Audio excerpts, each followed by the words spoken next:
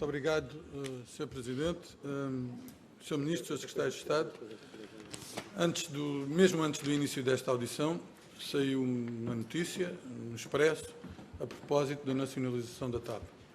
E eu vou pressupor que essa notícia não é verdadeira, porque se fosse, eu tenho a certeza que a primeira coisa que o Sr. Ministro faria, quando abordasse a Comissão de Economia, tendo a prerrogativa de fazer uma declaração de 10 minutos, fosse informar os deputados, todos os grupos parlamentares, dessa decisão. Em boa verdade, quanto mais conhecemos da TAP, maior é a compreensão dos portugueses, mais dúvidas os portugueses têm sobre se vale a pena e em que medida injetar dinheiro público, impostos dos contribuintes, em algo que cronicamente gera dívida, que o Governo aponta como tecnicamente falido, que não tem uma adequada cobertura territorial e em que não se discerne clara a sua viabilidade. E se não bastasse tudo isso, os portugueses sabem hoje que o processo de recompra da maioria do capital social da TAP por parte do Estado foi uma encenação, uma gigantesca fraude, que, no fim de contas, reclamou para a esfera jurídica do Estado a prerrogativa de dizer que tocava uma canção nova, que o Estado ditava as regras, mas, no fim de contas, aplicou-se dinheiro público, sem razão, sem critério, para atingir um objetivo estritamente partidário, completamente antagónico com o interesse do país e em detrimento das mais elementares regras de transparência. Veja-se bem que, no fim de contas, esse negócio foi uma simulação. E foi uma simulação porquê? O Estado comprou a maioria das ações da TAP, ficou titular de 50%, mas não tinha qualquer influência. Abdicou da esmagadora maioria dos direitos económicos, de 34% ficou com 5% dos direitos económicos e eliminou, por força do acordo parasocial que celebrou, qualquer vestígio de controle do Estado, seja do ponto de vista da mera influência, seja do ponto de vista da fiscalização. E, portanto, aquilo que, quando da recompra da maioria do capital social, assinalaram ao Tribunal de Contas, que o Estado, a partir daí, assegurava o controle sobre as orientações estratégicas e que estava munido de todas as garantias para assegurar um futuro novo e radioso para a TAP, revelou-se uma tremenda falácia, sem qualquer horizonte de intervenção e que muito explica o estado a que chegamos hoje.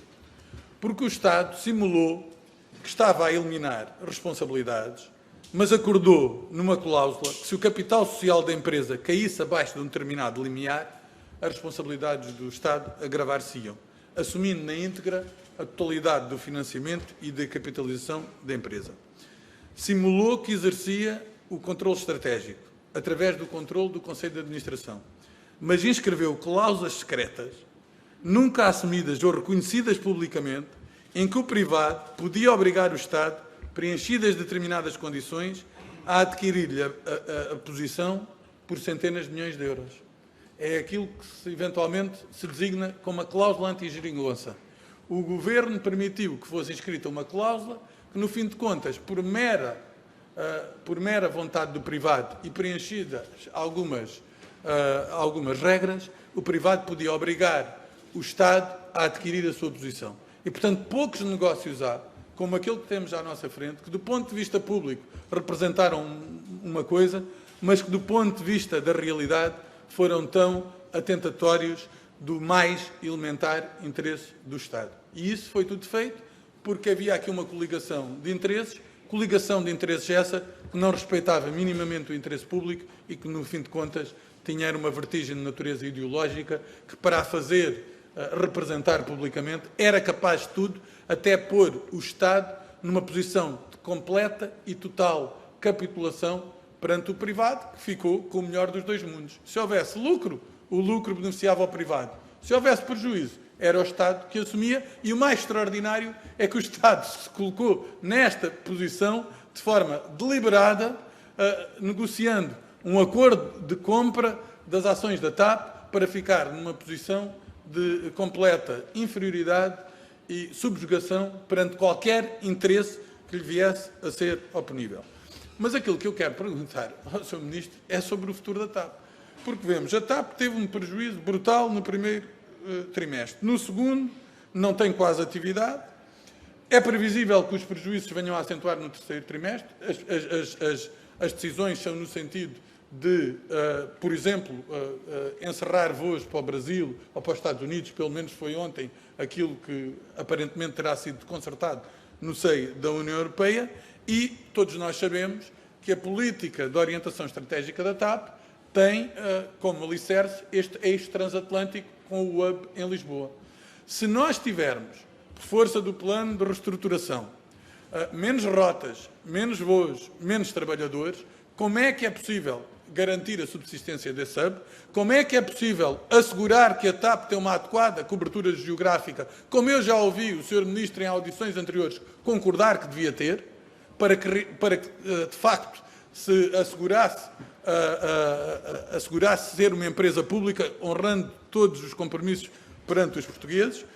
E como é que o Sr. Ministro garante aos portugueses, porque só neste ano é previsível que os prejuízos venham a ser na ordem dos 1.000 milhões de euros, como é que o Sr. Ministro garante que estes 1.200 milhões de euros que o Governo quer engentar na TAP são suficientes para garantir a sustentabilidade da empresa, para assegurar que ela cumpre aquele horizonte estratégico que os senhores têm assinalado e que esta não é mais uma injeção, como outras que temos visto noutros casos, sem garantir que a TAP tem viabilidade. Porque estamos a meter dinheiro na TAP, mas se ela não tem viabilidade, os portugueses pensam, mas porquê é que vamos meter dinheiro numa coisa que vai ficar mais pequena, que vai ficar com menos trabalhadores, que vai ficar com menos rotas, que vai ficar com menos horizonte estratégico e que não tem a sua viabilidade garantida. E, portanto, o Sr. Ministro tem que dizer qual é o plano para a TAP, qual é a influência que o Estado exerce, de que forma é que isso se faz.